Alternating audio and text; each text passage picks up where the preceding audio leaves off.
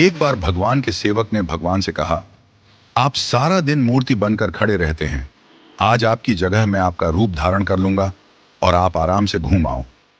भगवान ने भी सेवक की बात मान ली, लेकिन भगवान ने शर्त रखी कि जो भी प्रार्थना करने आए उन्हें केवल सुनना और कुछ नहीं कहना। सेवक ने शर्त स्वीकार कर ली और योजना के अनुसार सेवक भगवान की जगह मूर्ति बनकर खड़ा हो गया। पहला व्यक्ति जो मंदिर में आया वह एक व्यापारी था। उसने भगवान से कहा, भगवान, मैंने नया कारखाना खोला है, कृपया उसे सफल बनाइए। व्यापारी माथा टेकता है और तभी उसका बटुआ गिर जाता है। वह बटुआ गिराकर बिना देखे चला जाता है। सेवक बेचैन हो जाता है और सोचता है कि व्यापारी को बता दे कि उसका बटुआ गिर गया है, लेकिन भगवान की शर्तों के अनुसार वह कुछ नहीं कहता। कुछ समय बाद एक गरीब आदमी आता है और भगवान से कहता है, भगवान, घर में खाने के लिए कुछ नहीं है, कृपया हमारी मदद करें। भगवान के सामने बटुआ पड़ा होता है। वह गरीब आदमी भगवान का धन्यवाद करता है और बटुआ उठाकर चला जाता है।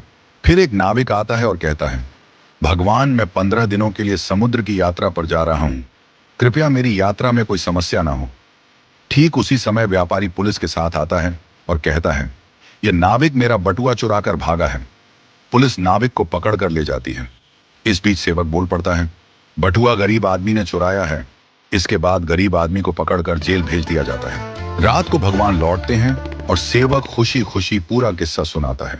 भगवान मुस्कुराते हुए कहते हैं, तुमने किसी का भला नहीं किया बल्कि सब कुछ बिगाड़ दिया। वे आगे कहते हैं, व्यापारी का बटुआ गिरना कोई बड़ा नुकसान नहीं था। वह गलत धंधा करता है, और अगर उसका बटुआ गरीब आदमी को मिल जाता तो उसके बच्चों को भोजन मिलता और उसकी परेशानियां दूर हो जाती। भगवान ने कहा, नाविक जिस यात्रा पर जा रहा था वहां एक तूफान आने वाला था। अगर वह जेल में होता तो उसकी जान बच जाती और उसकी पत्नी विधवा होने से बच जाती। भगवान ने यह भी कहा, कभी कभी जीवन में हमें समस्याएं आती हैं और हम सोचते हैं कि यह हमारे साथ ही क्यों हुआ, लेकिन हमें समझना चाहिए कि इसके पीछे भगवान की योजना होती है। भगवान ने हमें यह सिखाया कि जो भी होता है वह हमेशा अच्छे के लिए होता है, भले ही हमें वह समझ में ना आए। इस कहानी से यह शिक्षा मिलती है कि हमें भगवान पर विश्वास रखना चाहिए और जो भी घटनाएं घटित होती हैं उन्हें अच्छे के लिए मानकर स्वीकार करना चाहिए। भगवान की योजना हमेशा हमारे भले के लिए होती है और कभी कभी हमें उस योजना को समझने में वक्त लगता है। हमें हमेशा यह मानकर चलना चाहिए कि जो भी होता है वह हमारे भले के लिए ही होता है और हमें उसमें भगवान की मर्जी को स्वीकार करना चाहिए।